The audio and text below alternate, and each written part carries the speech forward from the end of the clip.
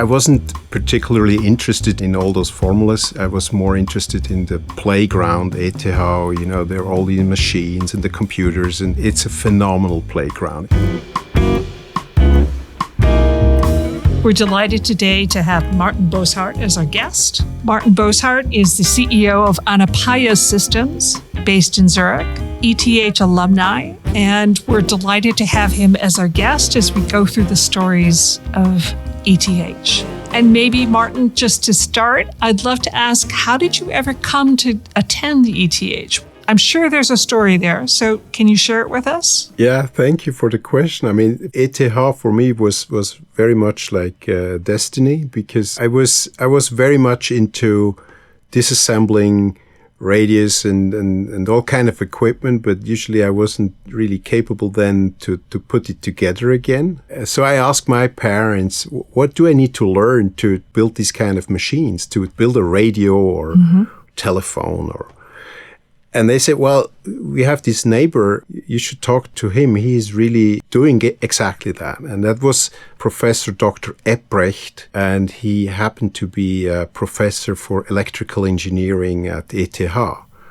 So then I got a meeting with Professor Ebrecht. It felt very formal for me. It was a meeting and I had to go to his home. I was really nervous. And then he served some tea. And very polite. And then I asked him, what do I need to do to learn that? And then he said, well, that's a very simple question and a very simple answer. You have to study electrical engineering at ETH. And that really engraved in my brain. So then it was clear I have to study electrical engineering at ETH.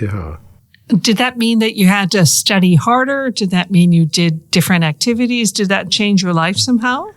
Well, I wasn't really a good student. So, for me, it was really hard to get to that goal. I was in a way talented in mathematics and everything in a way that is related to mathematics, but I was really, really not good in languages. So I had a hard time to really manage school to that level. And then when I joined ETH, it was really tough because everybody was then good in mathematics. And obviously you can learn this kind of stuff, but you have to put a lot of effort in.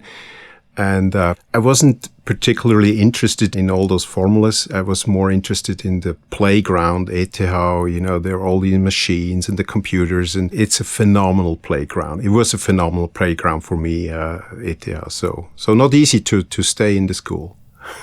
So when you say a playground, what exactly do you mean? Because I have one clear definition of a playground, but I bet it's different than yours.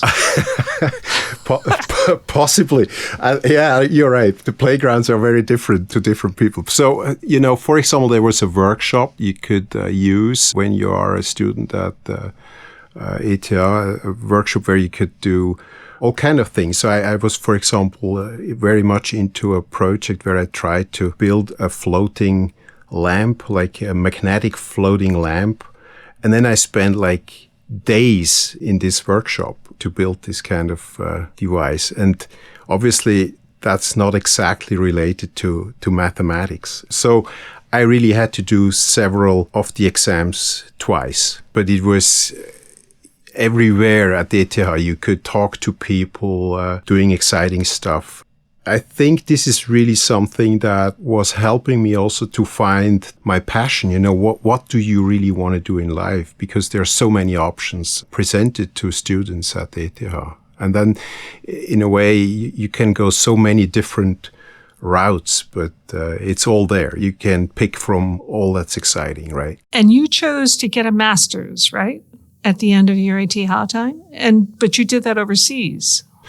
Yes, I was aiming for a master's, and I was very much into control systems. And then I had the opportunity to do the master thesis in Japan. So that was also another very exciting aspect at ETH. Suddenly you had access to international people coming from all over the world. And you met these people really at the cafeteria to talk. And suddenly you had access to people coming from the States or from Asia.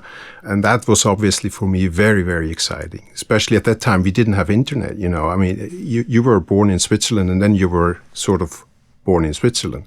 And at ETH, suddenly the whole world was accessible. Was your playground. Yeah, right. So if I understand correctly, I was reading that you built a scanning tunneling microscope that could look at atoms. What does that actually mean?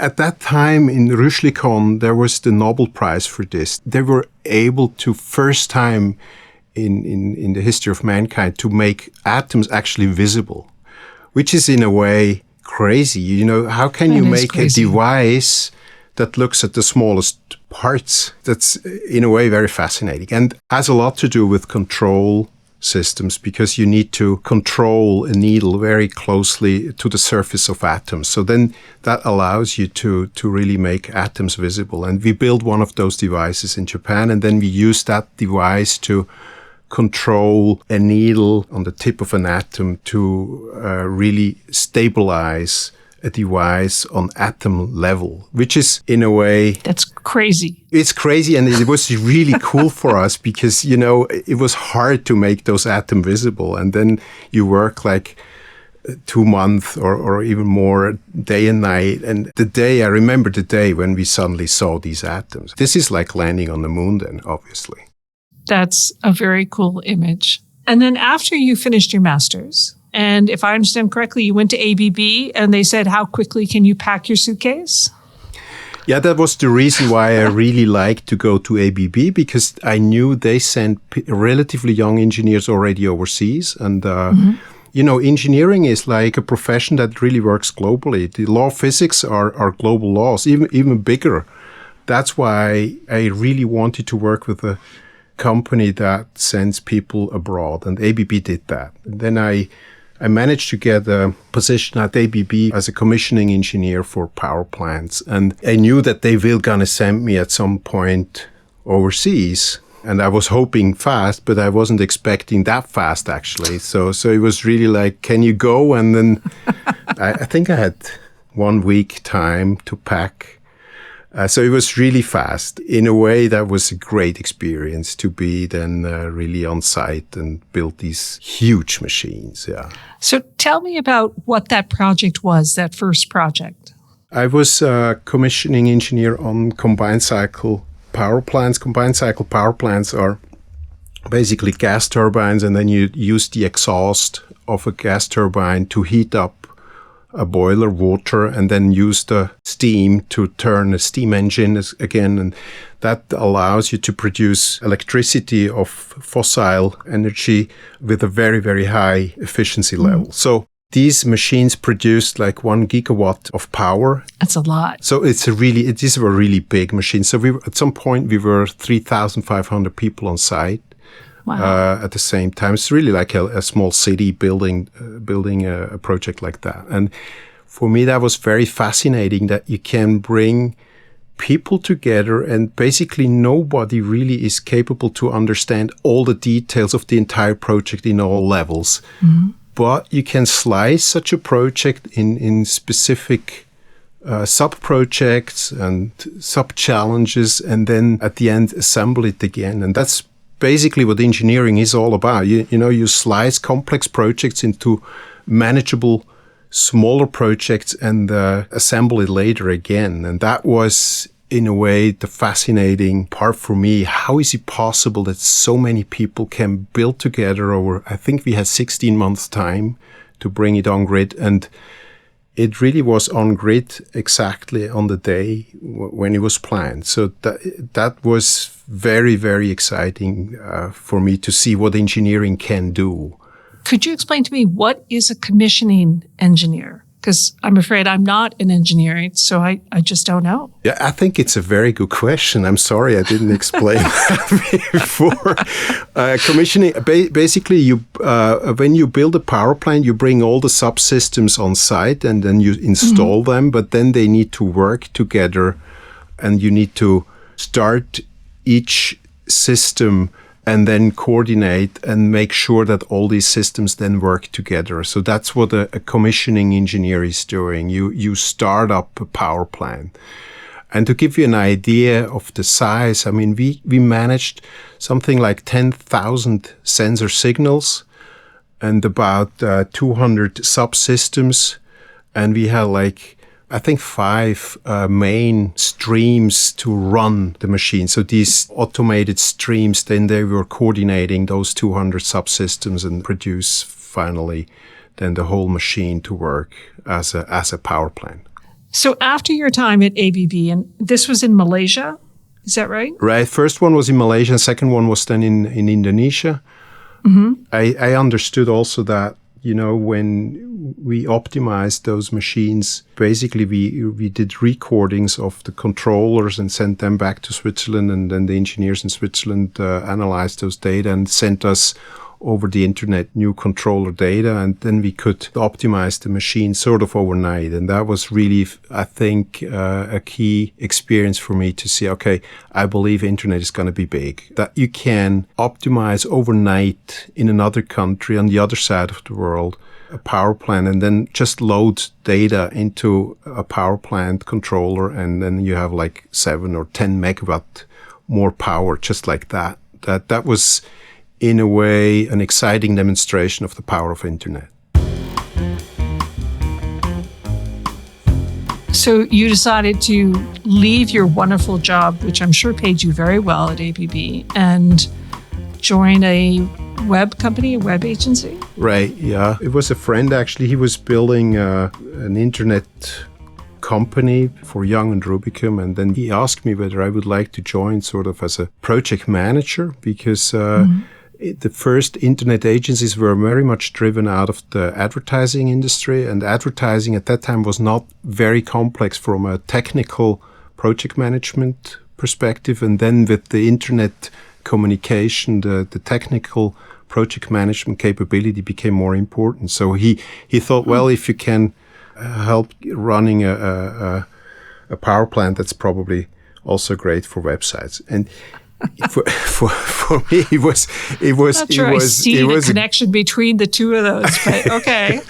Yeah, I mean, it was definitely diverse. These were much smaller projects, but the concepts were the same, right? So you had to bring together like knowledge of communication, designers, programmers, and database guys, and so it was already much more complex than, let's say, a TV spot or something. Did you know your friend from the ETH? No, actually before that, and then during the time when I was with Futurecom, that was the company we built websites, I had a contract on the desk for a company called Open Systems. The name of the guy sounded familiar. And then I realized, hey, this is Florian I met at ETH. Right. He was one of the guy giving me access to one of those wonderful machines, communication machines. So he was on the playground. That was I knew him from the playground time. And then we built websites for him. It was then also later that he asked me whether I would join Open Systems as a CEO right after the .com collapse. So this is like 2001, 2002. That was. I remember that nuclear freeze time. Yeah, that's a good term. Nuclear freeze time. It wasn't the best of time. So talk about your experience at Open Systems. And it also seemed like at Open Systems, you kept a pretty tight relationship with ETH. That's right. I think ETH was always an inspiration, and it was always very important also in terms of talents. We had a lot of close projects together with ETH in terms of innovation projects for networking, for network security. And that also then allowed us to be in close contact with great talents at ETH. And some of them also then decide, okay, I want to take this further, and then joined the company. And I think ETH is just a magnet for talents on a global scale. I think this became even more the case now in the last couple of years. It really is a global magnet. So you connected with the CEO, the founder, through the ETH. You hired people from the ETH. Sounds like you also did some research, or at least supported research, so you'd try and get a step ahead of where the sector was going. It sounds like ETH was a really important partner across that time at Open Systems. I think ETH for me is very, very important. And I think it is for many people. It's a magnet for a lot of things, for innovation, for people, for new ideas, also for startup companies, also for research for large companies. I think we cannot overestimate the power of this ecosystem ETH is building here in Switzerland. Yeah. So can you talk about the current company where you're at, and what was your story in terms of connecting with them? You know, all the dots, they always connect, right? The older you get, the more they connect, It's a very right? small world.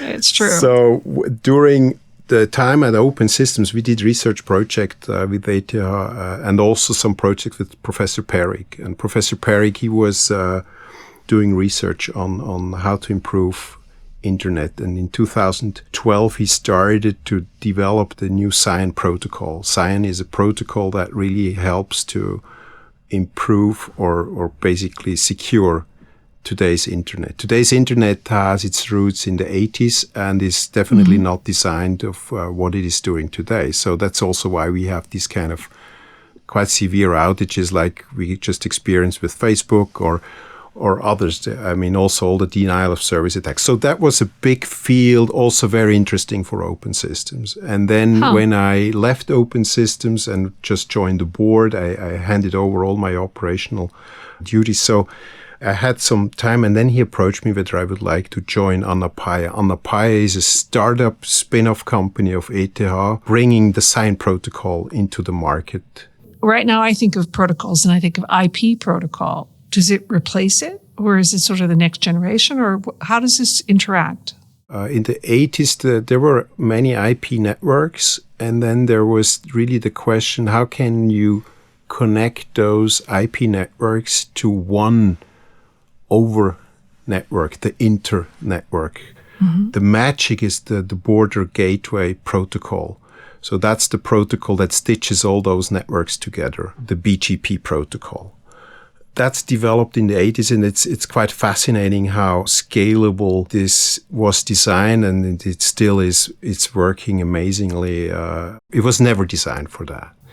Right. And that's also why it's a little scary and a little dangerous in a way. We put a lot of very critical infrastructure on internet. The fundamental protocol is this BGP protocol, which is very easy to attack and very easy to manipulate.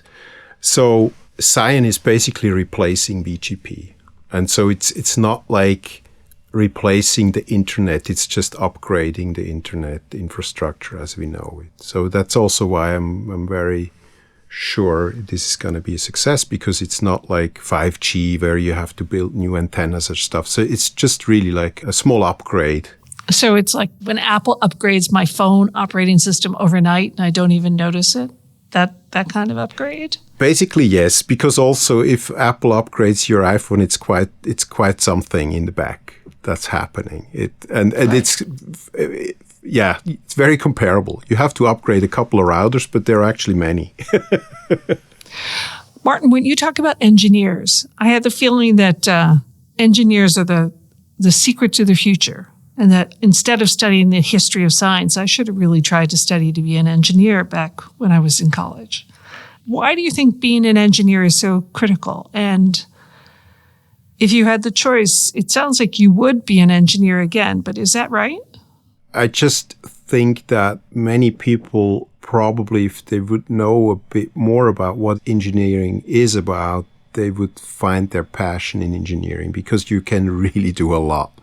First, engineering is using the law of physics, and these laws are just globally, and I mean, you can change the world. I mean, if you think how the world changed over the last 10, 20 years, it's mainly based on engineering concepts. So if you were to give advice to someone who's just starting off to either in their career or picking their major in college, what would you advise? Computer science? Engineering? Liberal arts? The very first title, I would say, follow your passion. Okay, good. This is really, I think, the most important thing. Martin, leadership today is a challenging thing, right? The world changes really fast. Technology changes really fast. Geopolitics are nothing if not complicated. So as a CEO of Open Systems and now the CEO for Anapaya Systems, what are the key qualities that a leader needs today, or key areas that they need to really understand at a deep level? Yeah, that's a very good question. I think that, there's a lot about leadership written, and you can learn a lot about leadership. And I think what probably fundamentally changed in the last couple of years, that you really need to understand at some point, especially if you are in the tech industry, that you need to understand in a way the fundamentals of your product and the fundamentals of what the company is doing. And I think that's also a reason why we see a lot of engineers leading companies. I believe maybe 10 or 20 years ago, if you understood the business fundamentals very well, it probably was in many cases sufficient. And I would say, especially if it's changing so fast as we see it today right now, where technology mostly are the changing factors of innovation and new business models, I believe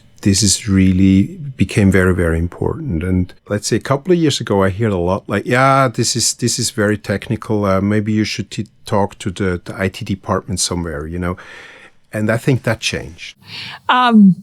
You mentioned your time at ETH as when you were an undergrad. Is there any particular place that you'd like to tell about? Yeah, the most important place for me was the cafeteria. I think it's one of the most inspiring places at ETH. And also I met my wife there. So, in the cafeteria. In the cafeteria. That's cool. So in a way, it's definitely, I think, the most important place at ETH for me. Yeah. So, Martin, thank you so much. Thank you for your time. And thank you for joining us today in our ETH conversation. I'm Susan Kish, host of the We Are ETH series. Please join us and subscribe wherever you listen to podcasts. I'd like to thank and to credit our producers at the ETH Circle and LE Media. Take care and stay safe.